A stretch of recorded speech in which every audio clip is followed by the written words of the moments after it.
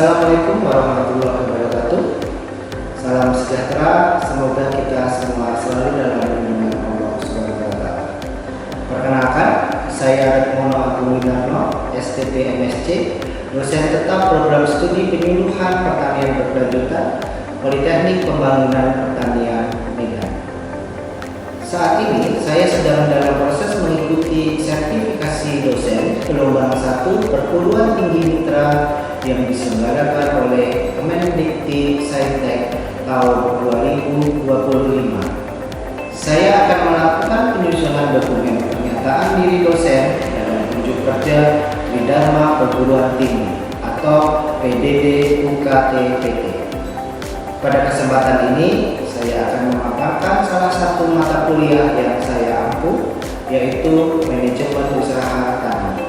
Saya mengajar mata kuliah Manajemen Usaha Tani pada semester ganjil tahun ajaran 2024-2025. Mata kuliah Manajemen Usaha Tani mempunyai bobot 2 SKS, terdiri dari 1 SKS teori dan 1 SKS praktek, dengan kode mata kuliah 1.4.3.7. Deskripsi mata kuliah Manajemen Usaha Tani yaitu manajemen dalam kegiatan usaha tani dengan metode atau cara menerapkan fungsi perencanaan, fungsi pengorganisasian, fungsi pengarahan, fungsi pengawasan dan evaluasi, serta pengambilan keputusan yang tepat sesuai dengan standar manajemen untuk digunakan dalam pelaksanaan dan pelaporan usaha tani.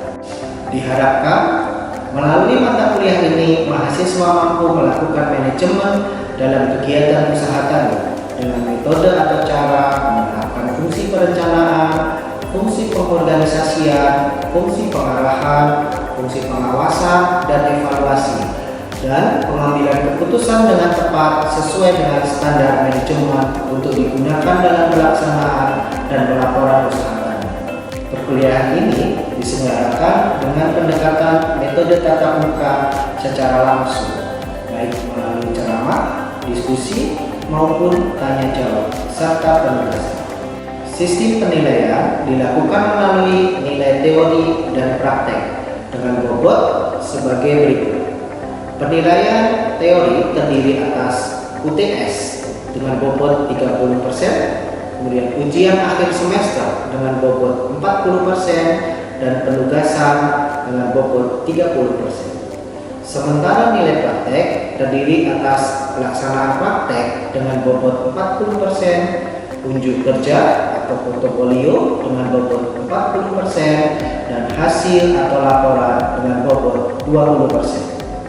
Untuk tahapan berikutnya, mari kita simak video pembelajaran mata kuliah Manajemen Usaha Tani berikut ini.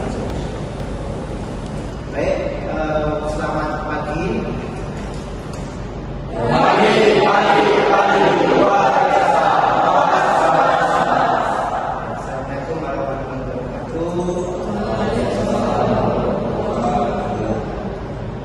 Baik, gimana kabarnya hari ini? Alhamdulillah. Sehat semua ya. Baik, kita hari ini akan masuk ke mata kuliah Manajemen Usaha Tani. Jadi ini masih di pertemuan awal ya. Jadi saya masih akan memberikan pengantar terkait dengan apa itu Manajemen Usaha Tani. Sebelum memulai, seperti biasa kita minta Danton untuk memimpin perkuliahan. Silakan.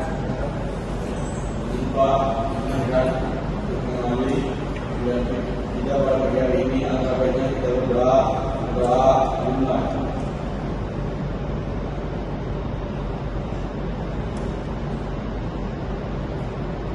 Doa selesai. Pada Bapak Presiden kita beri salam. Selamat pagi, Pak.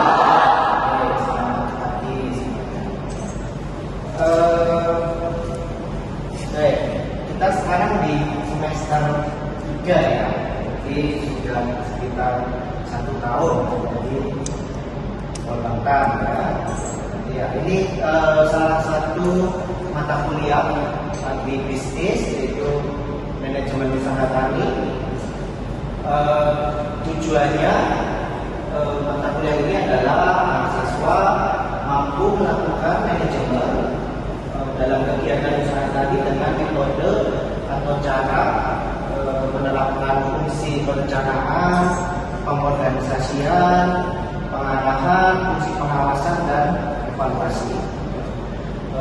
Berikut dengan pengambilan keputusan yang tepat sesuai dengan standar manajemen yang digunakan dalam pelaksanaan dan pelaporan usaha kami.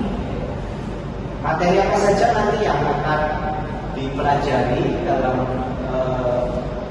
hari ini, yaitu terkait dengan pengertian manajemen, kemudian fungsi-fungsi manajemen, ya, ada POA CE. Nanti kita bahas apa itu POA CE, disingkat OAC. Kemudian pengertian dari tipe usaha tani serta peranan dan tugas sebagai manajer usaha tani. Jadi nanti diharapkan bisa menjadi manajer ya, dan sebagai pegawai atau karyawan. Ya. Kemudian kemampuan akhir yang diharapkan mahasiswa mampu menjelaskan konsep manajemen dalam usaha tani. Ada yang tidak setuju dengan capaian itu? Mungkin ada yang menurut saya mau jadi direktur, ya, tidak apa-apa, itu satu pencapaian yang mungkin untuk dicapai. Ya, siapa yang mau jadi seorang wirausaha? Banyak, ada berapa? 1, 2, 3, 4, 5, 6, oke. 50% mau menjadi seorang wirausaha. Yang tidak mau jadi wirausaha menjadi apa? Masih ikut berusaha, mau melamar, atau menjadi PNS? PNS, ya. Baik, begini. Jadi yang mau jadi wirausaha jadi setiap tujuan usaha itu apa yang ingin didapat? Keuntungan. Selain keuntungan, kalau keuntungan berarti nanti akan mendapatkan laba, ya, apa? Uang, ya, jelas. Setiap usaha itu selalu menghasilkan satu nilai tambah yang ujungnya adalah pada keuntungan, laba ataupun uang. Adakah usaha yang tidak menghasilkan uang? Tidak ada ya? Tidak ada. Oke. Jadi setiap usaha harus menghasilkan uang. Kalau tidak menghasilkan uang, berarti apa? Rugi, ya. Atau kalau di sini gotong royong gitu ya, UV, gitu ya. Di seluruh dunia semua usaha itu selalu menghasilkan uang. Bagaimana caranya? Bagaimana? Dengan membuat manajemen yang baik, atau melaksanakan manajemen yang baik, kemudian ada melakukan evaluasi baik, kemudian yang pertama sekali harus dilakukan adalah membuat satu produk, apapun produknya, yang memberikan nilai tambah.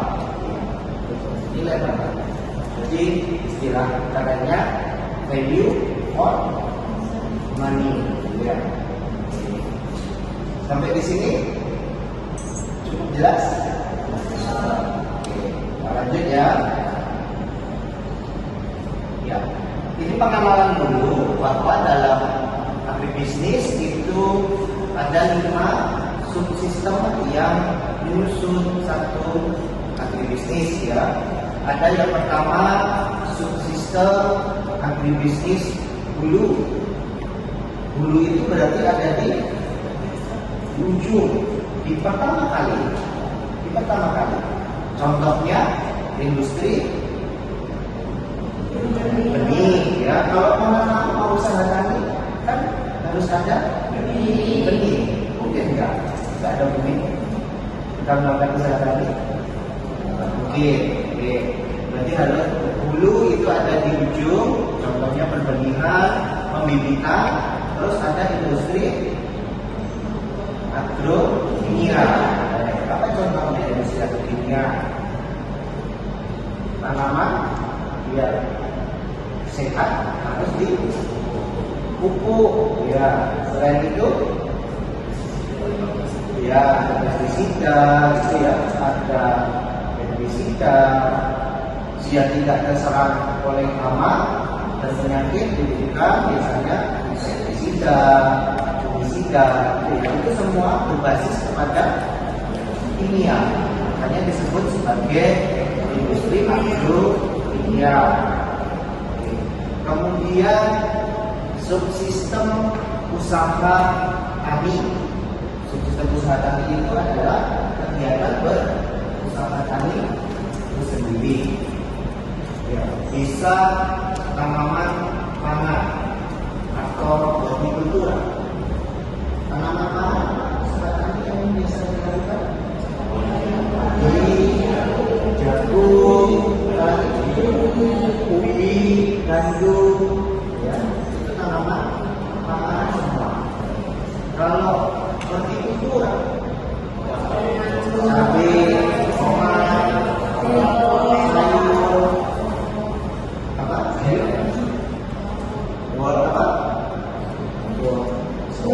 Wortel, ya, apa sayur-sayuran. Dan salah satunya buah-buahan itu termasuk ke kategori hortikultura. Kemudian ada usaha perkebunan, sawit, ya, Indonesia, sawit, teh, kopi, cengkeh, keren, ya, itu masuk tanaman perkebunan, apa, gitu ya. Dan Indonesia adalah sekarang salah satu penghasil sawit terbesar di dunia, ya. Luas lahannya cukup luas, produktivitasnya, hari produktivitasnya masih harus ditingkatkan lagi, ya. Oke, pertanyaan terkait 5 subsistem activities, kita bisa lanjut, jelas ya. Kita lanjut ke apa sih itu sebenarnya manajemen? Kenapa harus ada manajemen? Tujuan yang kita ini pengen. Oke, manajemen ini ada beberapa definisi.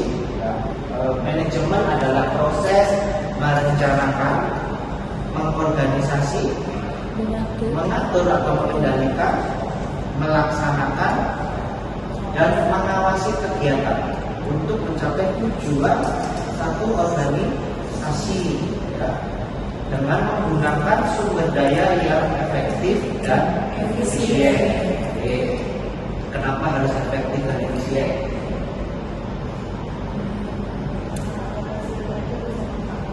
Agar hasilnya bisa maksimal, keuntungannya bisa maksimal. Kalau kita boros, keuntungannya sedikit, ya. Tanam padi, pupuknya boros gitu ya. Yang penting tanamannya kelihatan sehat, diberikan pupuk sebanyak-banyaknya. Untuk apa? Ya, harus efisien. Ada juga manajemen didefinisikan sebagai seni untuk mencapai hasil yang diinginkan secara gamblang dengan memanfaatkan sumber daya yang tersedia. Oke. Kemudian apa itu usaha tani sendiri? Menurut Mosher tahun 1985, usaha tani sebagai bagian dari permukaan bumi di mana pertanian dilaksanakan oleh petani tertentu. Apakah dia sebagai pemilik, penggarap, atau manajer yang digaji. Dia bisa pemilik, penggarap, penyangkap, atau manajer yang gaji.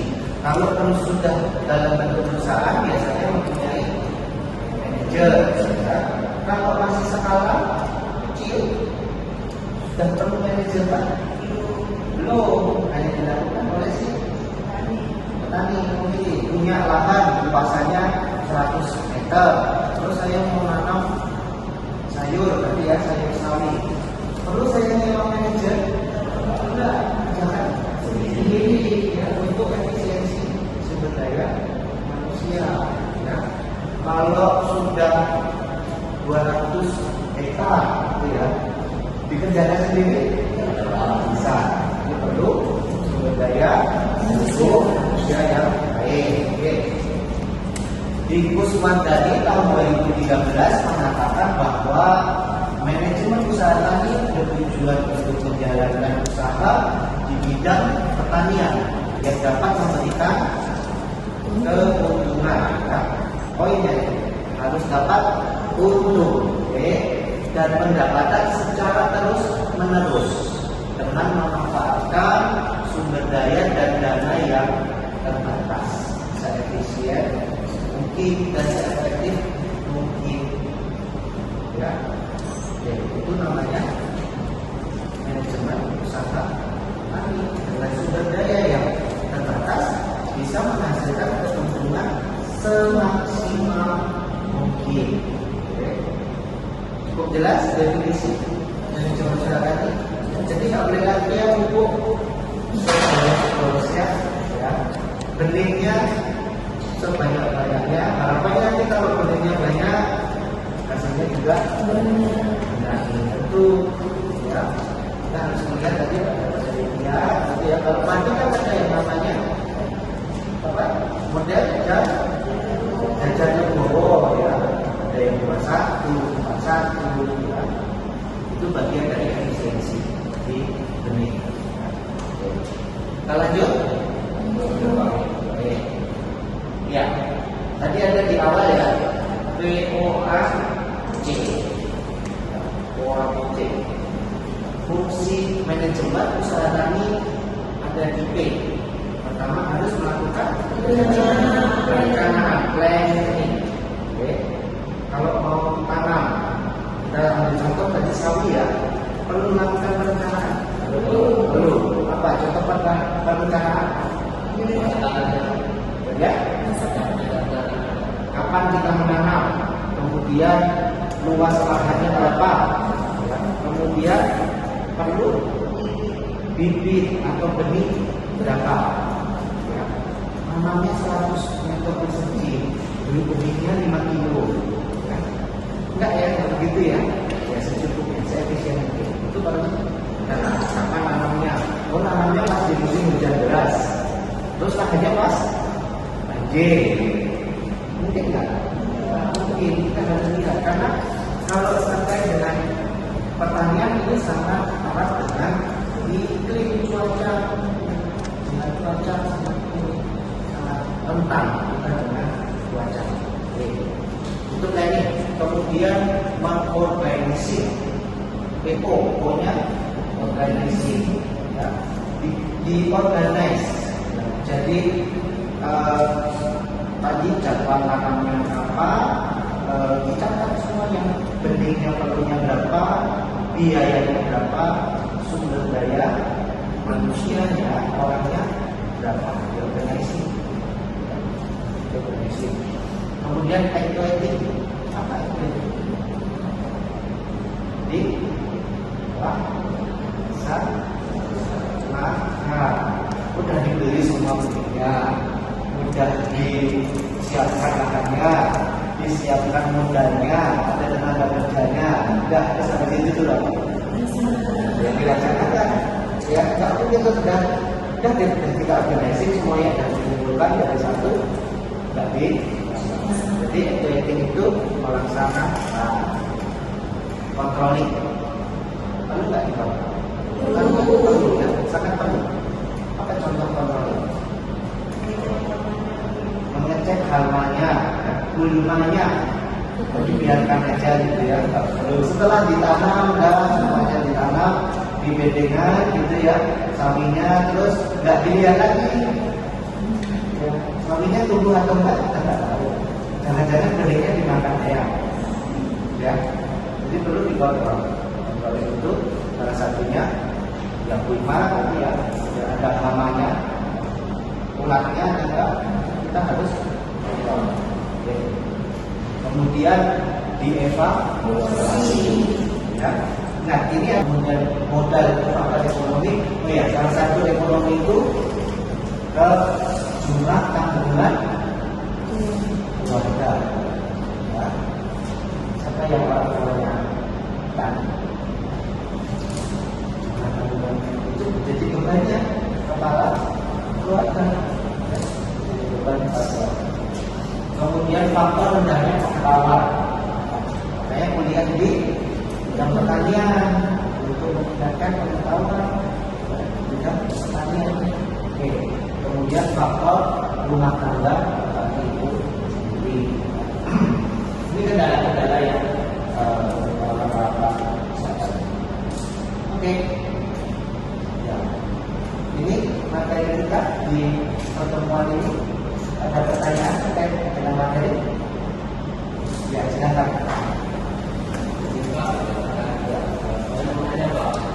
Dalam berusaha tadi bersama kami Pak, pastikan tidak bicarakan kekerasan seksual untuk berusaha tadi Pak. Tapi sekarang saya lihat Pak, dari saya sendiri Pak, saya bingung bagaimana manajemen usaha tani yang bagus ya Pak. Jadi menurut Bapak bagaimana usaha tani, manajemen usaha tani dibandingkan yang tidak seperti ini? Baik, ya, kadang masih ada paradigma bahwa muda-muda ini bisa apa sih sebenarnya itu ya, sama orang tua itu ya, malah kadang dilarang, nggak boleh anaknya jadi petani. Padahal di bidang pertanian itu karena menguntungkan sekali. Oke, ini tadi ya, kita kembali ke definisi manajemen. Kita harus terus-menerus gitu ya. Kita belajar dari diri sendiri. Manajemen kita nih, baik dalam kehidupan kampus. Setiap pagi harus pagi, gitu ya. Kemudian makan siang harus di rumah makan, gitu ya. Kemudian nanti ada sholat, jamaah, kemudian apa yang mana itu bagian dari manajemen melakukan itu semua. Rutin kita harus belajar. Dan yang utamanya yang paling seni yaitu bahwa bukan dengan seni. Memang setiap ini salah satu manajemen itu adalah seni. Seni tersendiri. Kalau namanya seni itu bisa yang tambahan gitu ya. Tapi bisa dilatih. Jadi kita belajar untuk merasakan manajemen.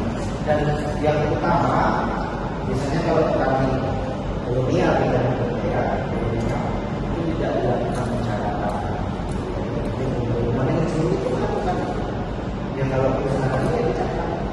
Saya ini berapa, itu kerja pakai berapa, nanti jumlah hasil untuk penjualan berapa. Itu salah satu untuk melatih manajemen. Ya, harus dicatat. Jangan itu untuk yang ramah.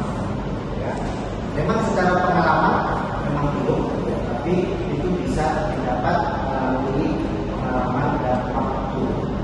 Ya, kita terus. Ya. Oke, ada lagi pertanyaan? Ya, silakan. Setelah diusahakan Pak, setelah dilakukan evaluasi ternyata semua itu dijalankan dengan benar, tapi pencapaian tujuan itu belum maksimal itu karena kayak Pak. Caranya, ya, baik. Ya, tujuan evaluasi.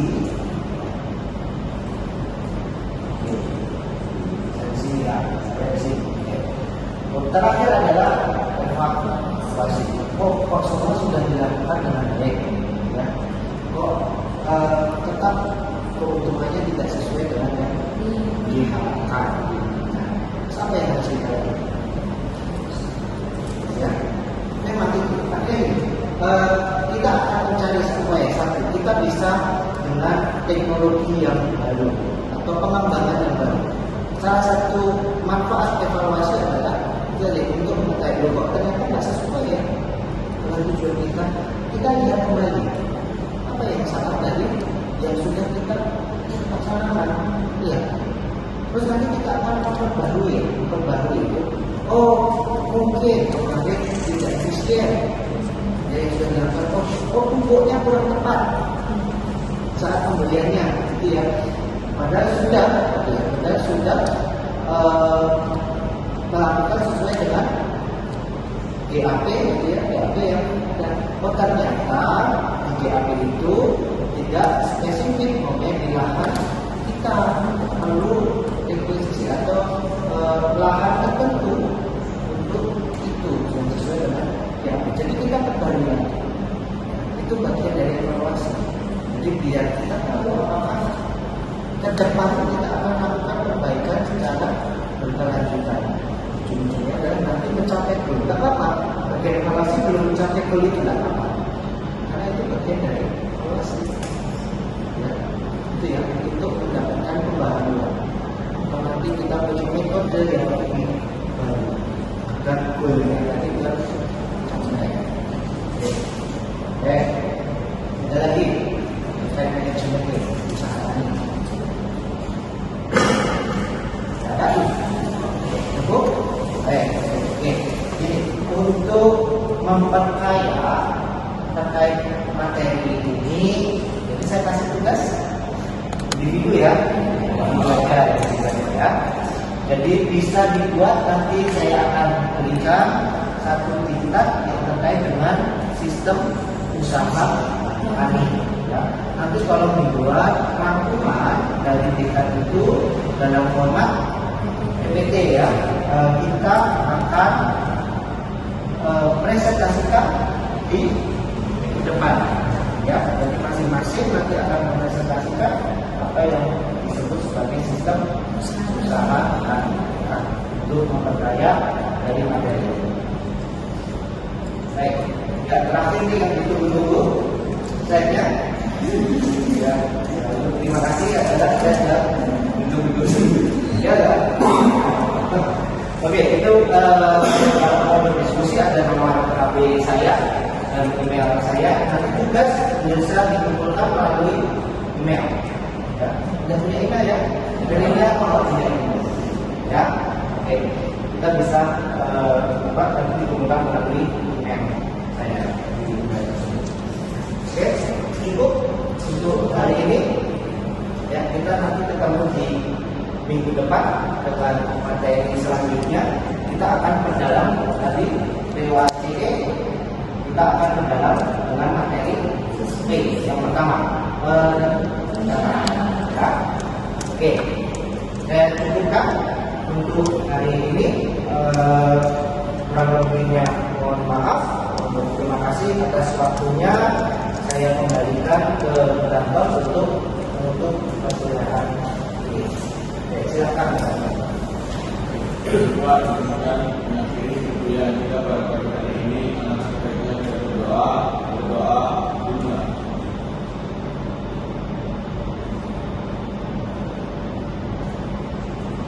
Doa selesai. Kepada Allah kita bersalam. Terima kasih ya, selamat kembali ke asrama masing-masing dan jaga kesehatan. Terima kasih semuanya. Baik, video ini sebagai salah satu syarat penyusunan dokumen pernyataan diri dosen, semoga dapat menjadi pertimbangan baik dalam proses pengajuan sertifikasi dosen gelombang 1 perguruan tinggi